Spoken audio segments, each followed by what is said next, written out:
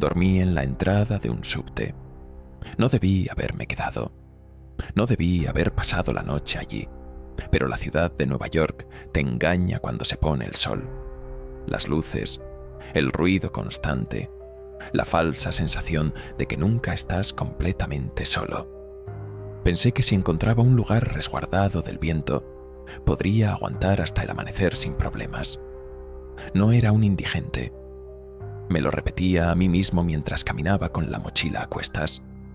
Tenía educación, había trabajado, incluso tenía un pasaje de autobús para la mañana siguiente. Dormir en la calle fue una decisión de ocasión, una mala noche en una vida que todavía era recuperable. Al menos eso creía entonces. Escogí la entrada lateral de una estación de subte cerrada, una de esas que se cierran por construcciones que nunca avanzan. El vidrio estaba cubierto de polvo y carteles viejos, y la escalera bajaba unos metros antes de ser bloqueada por una reja. Allí el viento no soplaba tan fuerte. Encontré varias cajas de cartón secas apoyadas contra la pared, apiladas en capas. No estaban desparramadas al azar. Alguien las había acomodado con cuidado para formar una superficie más o menos uniforme. Dudé unos segundos, pero el frío me entumecía los dedos, y el orgullo siempre pierde cuando el cuerpo empieza a fallar. Desplegué mi saco de dormir encima, me quité las botas y las guardé dentro de la mochila para que no se endurecieran, y me metí sin desvestirme. El suelo todavía transmitía el frío acumulado durante todo el día, que subía lentamente por mi espalda y se instalaba en mis huesos. Apagué el celular para ahorrar batería y me quedé mirando el reflejo opaco de mi cara en el vidrio sucio. Nueva York seguía viva arriba. Autos, un grito lejano, el traqueteo del último subte bajo tierra. Me reconfortaba pensar que, aunque nadie pudiera verme, estaba rodeado de gente. Caí en un sueño ligero, ese estado incómodo donde el cuerpo descansa, pero la mente permanece alerta. Ahí fue cuando escuché los pasos. No sé si eso pasó antes o después de cerrar los ojos. No eran pasos normales. No tenían ritmo. Sonaban arrastrados, lentos, con una irregularidad que no encajaba con alguien que simplemente camina. Me senté en el saco de dormir y escuché. Los pasos se detuvieron justo cuando llegaron a la entrada del subte. Retuve el aire. No debí haber dormido a la intemperie. Ahora me arrepentía de no haber ido a un albergue, y todo por ahorrar unas monedas. Pasaron varios segundos. Luego, un sonido diferente. Una exhalación larga y profunda, demasiado cerca. Abrí un poco el saco de dormir y asomé la cabeza. Había un hombre parado frente a mí. No pude decir su edad. Podría tener 30 o 60. Era muy flaco, flaco de enfermo, con la ropa colgándole como si estuviera puesta en un cuerpo que ya no existía. Llevaba una chaqueta rasgada y tenía las manos en los bolsillos. Su piel estaba opaca, grisácea, y sus labios morados. Me clavó la mirada. «Hace frío aquí», dijo. Su voz era ronca, pero no débil. Había algo extraño en ella, un eco seco que no parecía provenir solo de su garganta. «Me llamo Daniel. Solo estoy pasando la noche», respondí. «Me voy por la mañana». No sé por qué sentí la necesidad de justificarme. El hombre bajó la cabeza lentamente. «Yo también pasé noches aquí», dio. «Muchas». Dio un paso hacia mí. Noté un olor agrio y viejo, una mezcla de humedad y algo más difícil de identificar. «No quiero problemas», añadí, empezando a sentir el miedo subir por mi estómago. Sonrió. No fue una sonrisa amistosa. Fue una mueca que revelaba dientes desparejos y muy gastados. «Nadie quiere problemas», replicó. «Nadie quiere quedarse aquí». Se agachó con dificultad y apoyó una mano en el suelo, justo encima de las cajas de cartón. Su mano atravesó una de las capas y tocó directamente el cemento. «Aquí fue donde dormí», continuó. justo aquí. Metí la mano en la mochila sin dejar de mirarlo y saqué un pequeño flask. «Tome», dije, «para el frío». El hombre miró el metal hacia abajo, sorprendido. Por un momento pensé que lo aceptaría, pero lentamente negó con la cabeza. «No», respondió. «Dejé de beber hace muchos años. Guardé el flask, incómodo. El alcohol arruinó mi vida», añadió, «más de lo que el frío podría haberlo hecho». No supe cómo responder. Asentí en silencio. Me volvió a mirar y por primera vez no vi amenaza en su rostro, solo algo parecido a una fatiga muy antigua. «Aquí, esto te ayudará a sobrellevar las noches a la intemperie». Me dio una pequeña imagen de la Virgen María. Estaba arrugada y descolorida. La metí en el bolsillo de mi abrigo. El viento se detuvo de repente, como si alguien hubiera cerrado una puerta invisible. Mi aliento ya no era una nube densa, y sentí que el abrigo volvía a calentarme. «¿Qué quieres?», pregunté, con la voz temblorosa. Levantó la cabeza y encontró mis ojos. «No quiero nada», dijo. «Ya me quitaron todo». Se levantó torpemente y dio otro paso hacia mí. Entonces lo vi claramente. Sus pies no estaban tocando el suelo, flotaban unos centímetros por encima, justo lo suficiente para darle sentido al sonido arrastrado de antes. Intenté levantarme, pero mi cuerpo no respondía. El frío había entumecido mis piernas y el miedo me había paralizado por completo. «Me dormí», continuó. «Pensé que podría aguantar hasta el amanecer, igual que tú». Su cara se acercaba cada vez más.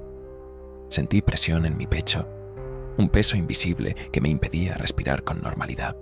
«No sentí el auto», susurró. «Solo el impacto. Luego este frío. Siempre este frío». Grité, o intenté. No salió ningún sonido. El hombre extendió una mano hacia mí y la colocó sobre mi pecho. No sentí su piel, pero el frío se volvió insoportable, atravesándome como una descarga eléctrica. «No te preocupes», dijo. «Siempre hay un momento en que dejan de sentirlo». Retiró lentamente su mano. El frío permaneció, pero ya no atravesaba mi pecho con la misma violencia. Me miró unos segundos más, como si quisiera asegurarse de algo. «No te quedes», dijo. «Si te quedas, no seré yo a quien encuentres». Luego dio un paso atrás y luego otro. Su figura comenzó a perder definición, como si la luz que venía de la calle no lograra alcanzarlo por completo. Se volvió a escuchar el sonido de arrastre, suave, cada vez más tenue, hasta que se desvaneció por completo en la oscuridad del pasillo de la escalera. El silencio regresó. No recuerdo cuándo volví a la bolsa de dormir. El agotamiento cayó sobre mí de repente, con todo su peso, y cerré los ojos sin pensarlo. El frío seguía ahí, pero ya no era lo único que sentía. Dormí mal, a ratos, con sueños confusos, y una sensación constante de estar a punto de despertar. Fue un ruido el que me despertó del sueño. No fue un golpe, era un murmullo lejano, el inicio del día filtrándose desde la calle, el primer tráfico, una persiana subiendo, el amanecer. Me senté torpemente. Mi cuerpo dolía, rígido por el frío y la mala postura. Recogí mi bolsa de dormir y mi mochila lo mejor que pude, y subí las escaleras hacia la entrada del metro, con la intención de salir lo antes posible. Cuando ya casi estaba arriba, sentí un empujón fuerte en la espalda. «Mierda», murmuré, antes de perder el equilibrio. No fue un tropezón. Fue un golpe claro y deliberado. Perdí el equilibrio y caí hacia adelante, golpeándome con el borde de la acera. Un dolor agudo recorrió mi tobillo al caer mal. Grité y me llevé la mano a la pierna, sintiendo cómo empezaba a hincharse. Traté de levantarme, pero antes de poder hacerlo, algo agarró mi pie. No sentí manos, no sentí dedos, Sentí una fuerza informe que me jalaba hacia atrás con una precisión que no era para nada humana. Había algo en la forma en que me agarraba que no era una mano, pero tampoco era otra cosa que pudiera nombrar. Me arrastró por el suelo, directamente hacia la calle. Las ruedas de un coche pasaron a escasos centímetros de mi cabeza. Pateé con todas mis fuerzas, arañando el asfalto con las manos, mientras esa presión tiraba de mi tobillo con una ciega e insistente determinación. Entonces lo vi. Un coche bajaba por la calle, aún lento, pero acercándose. Sus faros me cegaron por un momento y lo comprendí, con una claridad gélida. No estaba intentando retenerme, sino arrastrarme un poco más, justo lo suficiente. La fuerza tiró de nuevo, guiándome hacia el centro de la calle, al punto exacto donde las ruedas no podrían esquivarme. Escuché el motor acercándose. El asfalto vibraba bajo mi cuerpo. Grité, pero el sonido se perdió en medio del ruido del tráfico que despertaba la ciudad. Por un segundo, estuve absolutamente seguro de que no me soltaría. Sin querer, sentí el bolsillo donde estaba el pequeño sello. Y entonces, de repente, la presión desapareció. Me quedé tirado en la calle, con el corazón acelerado y el tobillo ardiendo, justo cuando el coche frenó en seco a unos centímetros de mi cuerpo. Por unos segundos, lo único que pude oír fue mi propia respiración. Luego, un ruido diferente. Una escoba arrastrándose por el suelo. «Oye», dijo una voz. «Cálmate, no te muevas. Me llamo Mike». Giré la cabeza con dificultad. Un hombre con un chaleco reflectante se acercaba desde la acera, mirándome con preocupación. «Pensé que te ibas a matar», añadió. «Estuviste a punto. Intenté sentarme, pero mi cuerpo se sentía pesado». «¿Qué pasó?», pregunté. El barrendero se apoyó en su escoba y me miró con una mezcla de reproche y alivio. «Tuviste suerte», respondió. «Un coche casi te atropella. Rodaste desde allá». Señaló la entrada del metro, como si alguien te hubiera empujado. Puse la mano en mi pecho. Debajo de mi ropa, mi piel estaba fría y adolorida. «No había nadie ahí», murmuré. El barrendero guardó silencio por unos segundos. «Eso es lo que siempre dicen», respondió por fin. «Pero ese no es un buen lugar para dormir. Nunca lo ha sido». Miró fijamente la entrada del metro y añadió: «Hace no mucho, un coche arrolló a un hombre que dormía en esa hendidura.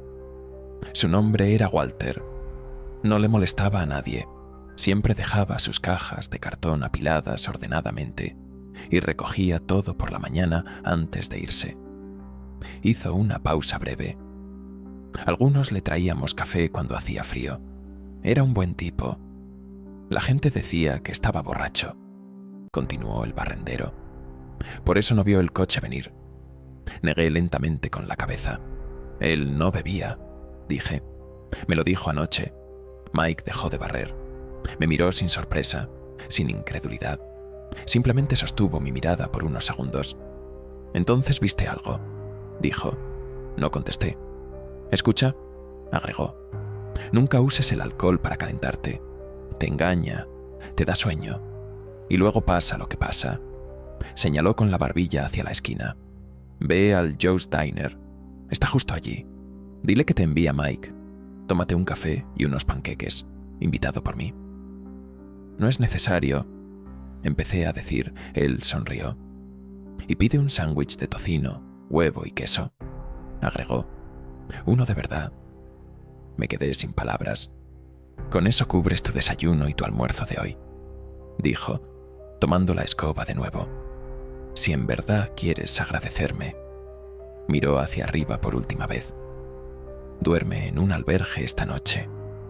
Volvió a barrer, dando por terminada la conversación. Me levanté lentamente y me alejé sin mirar atrás.